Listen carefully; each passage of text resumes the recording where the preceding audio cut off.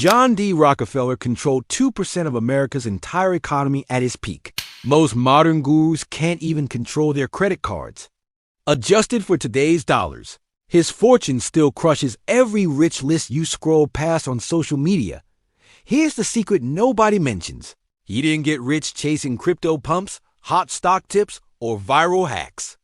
He followed 7 strict money rules obsessively for decades, turning every penny into a relentless wealth-building machine. In this video, I'm breaking those 7 rules into plain English for your life, not for running an oil empire. You'll see exactly how tracking every dollar, dodging bad debt, and reinvesting profits quietly builds real wealth while you sleep. But here's the twist. Rule 3 is where 99% of men fail completely, and I'll show you why in about 4 minutes. If you want calm, no-hype money advice that actually moves you up the wealth ladder, hit subscribe and let's dive in. Rule 1 is where Rockefeller already left most people behind. He tracked every penny, every day for decades. From the time he was a teenager, he kept a personal ledger of every cent that came in and went out. And he kept that habit even after he became rich. Most men today have no idea where their money actually goes. They guess, and then wonder why their accounts feel empty at the end of the month. Rockefeller treated not knowing his numbers like a business owner flying blind. And he refused to live that way. When you see your money in writing every day, you stop lying to yourself about little expenses, and small leaks stop being invisible. Researchers still find that people who track their spending, even roughly, save more and feel more in control than people who do not track at all. So here's how you steal this rule without becoming a spreadsheet robot. 1 page, 1 pen, 1 simple habit. Every night, write down what came in, what went out, and your balance. No apps required unless you want them. If you want to go 1 level deeper, add just 3 categories: living, debt, and investing, and total them once a week. Do that for 30 days, and you will know more about your money than most people learn in 10 years, and that awareness alone starts moving you up the wealth ladder. Rule 2 is brutal in its simplicity. Spend less than you earn, always, then lock in the gap so you cannot accidentally spend it.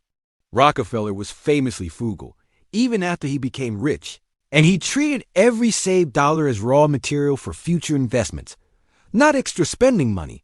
Most guys raise their income, and then raise their lifestyle right along with it.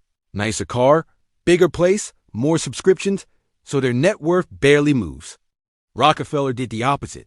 He locked in a wide gap between what came in and what went out, then poured that difference into assets that paid him back. Here's the part you can steal. Your income is the engine, but the gap is the fuel line, and if you keep drilling holes in the line, you never go anywhere. Studies on household budgets show that small recurring lifestyle upgrades, takeout, streaming, impulse buys, often eat 10 to 20% of take-home pay that could have gone to savings or debt payoff instead. So start with 1 clear target. Aim for at least a 10% gap between what you earn and what you keep. Then work up toward 20% as your skills and income grow. The moment that gap hits your account, move it automatically to savings, investing, or debt payoff, so your lifestyle never even gets a chance to claim it. Rule 3 is where most men tap out. Rockefeller treated debt like a snake in the bed, not a tool to play with. He avoided consumer debt almost completely and treated every borrowed dollar as a serious risk that had to be paid back fast, not something to manage forever. Today, a lot of money advice tells you debt is normal. Car loans, credit cards, buy now, pay later. And as long as you make the payment, you are fine. The problem is those payments quietly eat the same gap you need for investing and leveling up, which is why plenty of high earners stay stuck living like they are broke. So here's the Rockefeller version you can actually use. Any debt that does not put money back in your pocket is a liability you want smaller, not smarter. That means high-interest cards, personal loans, fancy cars on long terms, anything that keeps you locked into a job you hate just so you can keep feeding it. Start by listing every debt you have with 3 things: balance, interest rate, and minimum payment. Then choose a payoff strategy you can stick with. Either attack the highest interest first to save the most money, or attack the smallest balance first to build momentum. but promise yourself you will not add new consumer debt while you dig out. Rule 4 is where Rockefeller really separates from modern money advice. He was obsessed with owning pieces of businesses that made money while he was not there. He did not just save to feel safe. He saved so he could buy assets, mainly shares in profitable companies that kept throwing off cash for decades. Most people today stop at saving a little cash and maybe dabbling whatever is trending, but they never build a steady base of boring ownership. That is why their net worth swings up and down with moods and markets, instead of slowly climbing like a staircase over time. Here's how you copy the spirit of what he did with tools we have now. Decide that part of every dollar you earn belongs to future you and must be turned into ownership, not just left in a checking account. For most men, that looks like broad stock index funds, simple retirement accounts at work, or a basic brokerage where you buy and hold pieces of many companies instead of trying to guess the next rocket. You do not need to start big. You need to start automatic. Even 5 to 10% of your income going into these ownership assets every month changes your entire future if you let time do its job. Think of it this way. Your job is your active income. Your investments are your silent shift partner. And your real goal is to make that partner stronger every single year. Rule 5 is the one almost nobody copies from Rockefeller. And honestly, it's the reason most people never build real wealth. He was boring on purpose. He didn't chase excitement with his money. He chased reliability, steady profits, and long-term control, even when everyone else thought he was playing it too safe. Most people today treat money like entertainment, new apps, shiny coins, once-in-a-lifetime chances popping up every single month. The problem is, when your money life runs on constant excitement, you end up with constant stress because nothing stays stable long enough to actually compound and grow. Rockefeller flipped that script completely. He let his business be where the action happened, but his personal money habits were simple, repeatable, and almost dull. That boring on purpose approach is exactly what made his wealth nearly impossible to knock over when markets crashed or the economy went sideways. Here's how you steal this without becoming a monk. Pick one main way to save, one main way to invest, and one main way to kill debt. Then run those exact same plays for years instead of restarting every 3 months. Pause for a second and ask yourself, is my money plan right now a boring machine that works while I sleep, or a roller coaster I have to white knuckle every week? Rule 6 is where Rockefeller shows you how to think like an owner, not a worker. He always kept huge cash reserves so he could act when everyone else was panicking. When markets crashed or competitors folded, he had the cash sitting ready to buy assets at discounts, while most people were scrambling just to survive. Most men today spend everything that hits their account plus a little extra on credit, so when opportunity knocks or disaster strikes, they have nothing to swing with. That is the difference between playing defense your whole life and finally getting to play offense when it actually matters. Rockefeller called this financial strength, and he treated it like armor. He kept plentiful reserves not for emergencies alone, but so he could move fast when others were frozen. Studies on household finances show that people with even 3 to 6 months of expenses saved report dramatically lower stress and higher confidence in career and money decisions than those living paycheck to paycheck. Here's your version of this rule. Start building a buffer that covers at least 3 months of your core expenses. Rent, food, insurance, debt payments, the non-negotiables. Once you hit that, push towards 6 months and then keep stacking. So you are not just surviving the next hit, you're ready to buy the dip, take the better job, or walk away from the toxic one without panic clouding every choice. Rule 7 ties all the others together. Rockefeller worked relentlessly, but he also stepped back regularly to think, plan, and make sure the machine was running right. He took time to review his finances, assess his businesses, and make adjustments instead of just grinding on autopilot until something broke. Most guys today treat their money like a set-it-and-forget-it chore. Check the balance when it hurts. Maybe glance at a statement once a year and hope everything works out. The problem with that approach is you do not catch the leaks, the waste, or the missed opportunities until it is way too late to fix them without pain.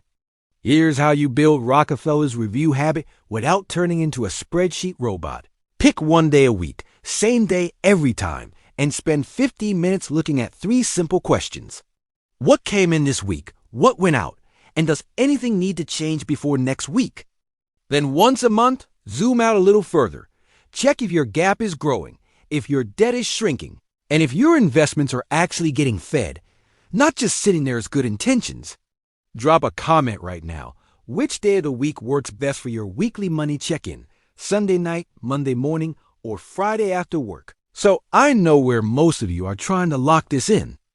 Now that you have all 7 rules, here is the brutal truth most gurus never tell you. Knowing the rules does not mean anything if you do not actually build the system that runs them. Rockefeller did not just understand frugality and tracking. He built daily routines that made those habits automatic. So willpower was never the bottleneck. Most people treat good money advice like a New Year's resolution.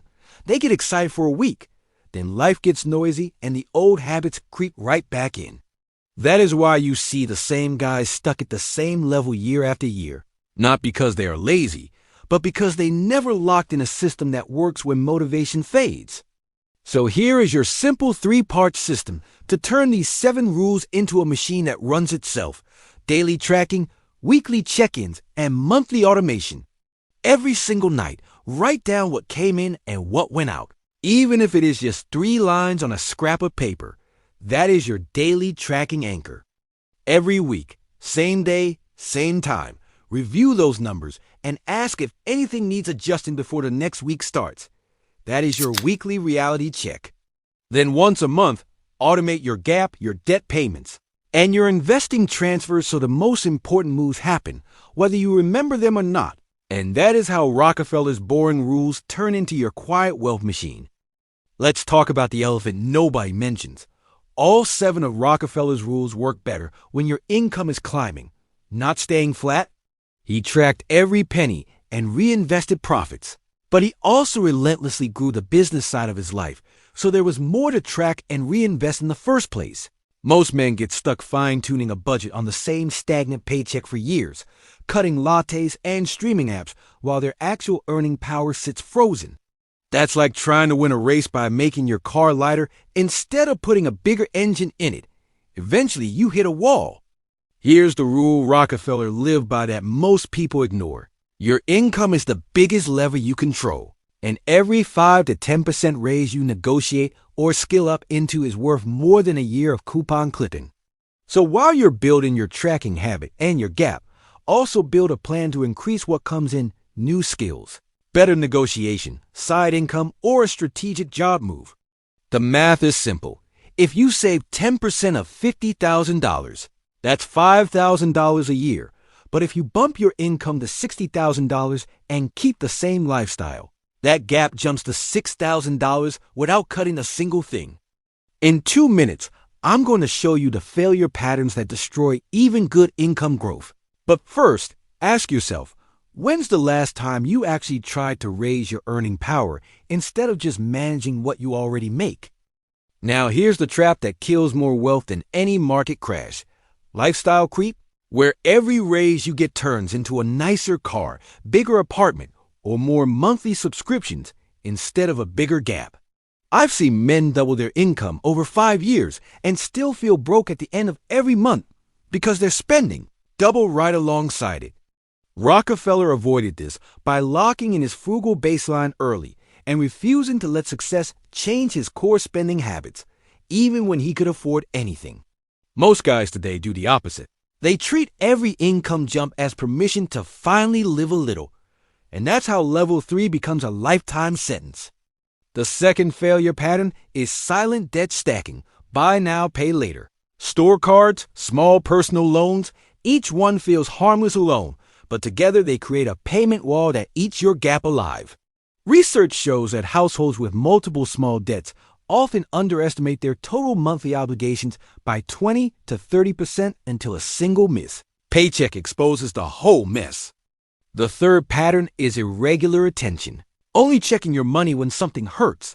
A declined card, an overdraft, a scary bill, which means you're always reacting instead of steering. Drop a comment right now.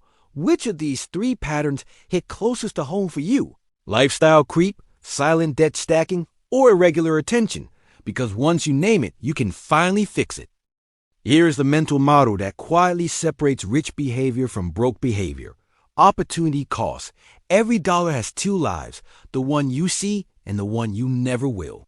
When you spend $200 a month on random extras, you're not just buying convenience. You're saying no to $2,400 a year that could be killing debt or buying ownership in assets that pay you back. Run that forward for 10 years, and that same $200 a month could easily be tens of thousands of dollars in investments, depending on returns, or tens of thousands in interest saved if it went toward high-interest debt instead. Most people never feel that missing future money.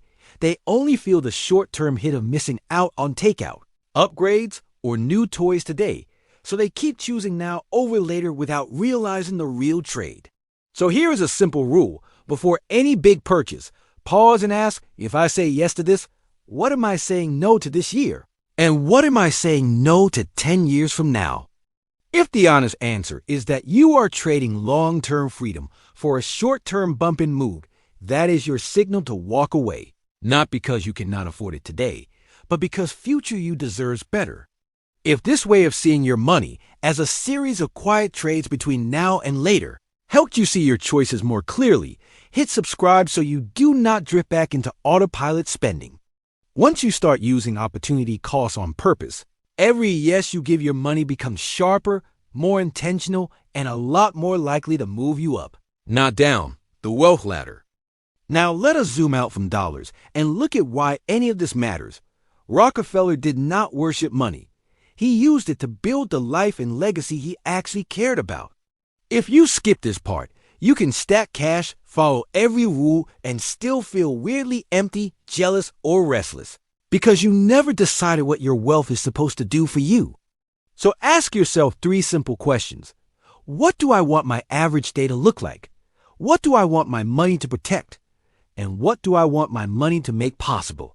For some men, that means more time with kids, more control over work, or simply never feeling panic when the phone buzzes with a bill. None of that happens by accident. Rockefeller built for several generations on purpose, but you do not need oil money to copy the idea. You just need to line your money moves up with your real values. If you say family matters, but every extra dollar goes to impressing strangers, your money is voting against the life you say you want, and that tension will keep you stuck. Take a minute after this video and actually write those three answers down in one sentence each.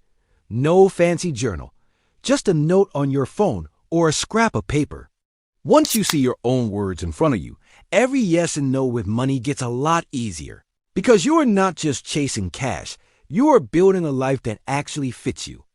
Now it is time to turn all of this into a simple plan you can actually run without burning out. Rockefeller's genius was not in having complicated ideas. It was in doing a few simple things the same way for a very long time. Here is your version in plain steps. First, track your money daily for 30 days. Income, spending, and your gap, so you actually see where you stand. Second, set a minimum gap target, even if it is just 5 to 10% at first, and move that amount out of your spending account the moment it arrives.